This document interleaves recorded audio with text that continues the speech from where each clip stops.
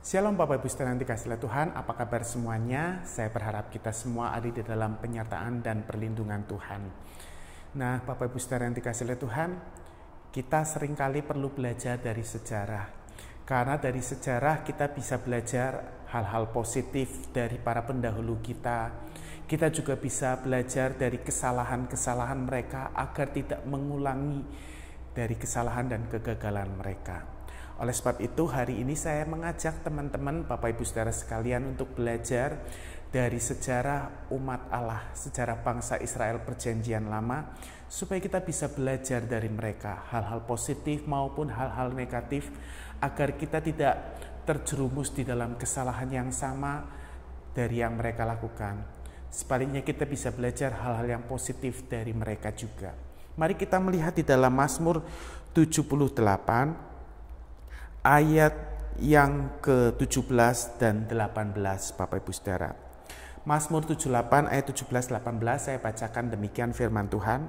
Tetapi mereka terus berbuat dosa terhadap Dia dengan memberontak terhadap Yang Maha Tinggi di padang kering.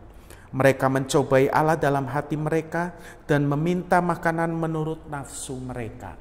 Bapak Ibu Saudara, ternyata umat Allah perjanjian lama di dalam kehidupan mereka banyak mengalami kegagalan karena ada dua kesalahan fatal yang mereka perbuat berdasarkan ayat-ayat yang kita baca. Yang pertama dikatakan mereka terus berbuat dosa terhadap Dia dengan memberontak terhadap Yang Maha Tinggi. Jadi kesalahan mereka adalah ketika mereka memberontak terhadap Tuhan. Pemberontakan itu artinya ketidaktaatan terhadap perintah Tuhan. Ketika mereka melawan apa yang Tuhan suruh mereka kerjakan, itu mendatangkan dosa dalam hidup mereka. Dan dikatakan mereka terus memberontak terhadap Yang Maha Tinggi. Hal kedua, kegagalan umat perjanjian lama, umat Israel di perjanjian lama adalah mereka mencobai Allah di dalam hati mereka. Bagaimana mereka mencobai Allah? Dikatakan dengan meminta makanan menurut nafsu mereka. Sebetulnya selama perjalanan di padang gurun, Tuhan memelihara mereka dengan mana yang Tuhan kirimkan turun dari langit untuk makanan mereka setiap hari. Tapi mereka tidak puas, mereka ingin makan daging. Mereka ingin makanan yang memuaskan keinginan mereka. Sehingga dikatakan mereka mencobai Tuhan.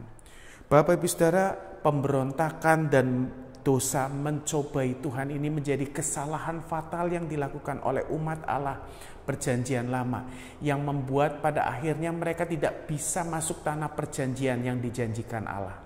Nah, ini menjadi pelajaran buat kita yang hidup sekarang ini.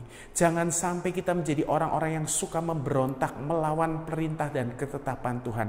Dan jangan kita menjadi orang-orang yang mencobai Tuhan dengan hawa nafsu kita, dengan keinginan-keinginan kita yang bertentangan dengan apa yang Tuhan sudah berikan kepada kita. Mencobai Tuhan itu kalau menurut saya kita tidak puas dengan apa yang Tuhan berikan. Ingin lebih mengikuti keinginan kita, mengikuti nafsunya kita. Jadi belajarlah memiliki rasa puas dengan apa yang Tuhan berikan kepada kita.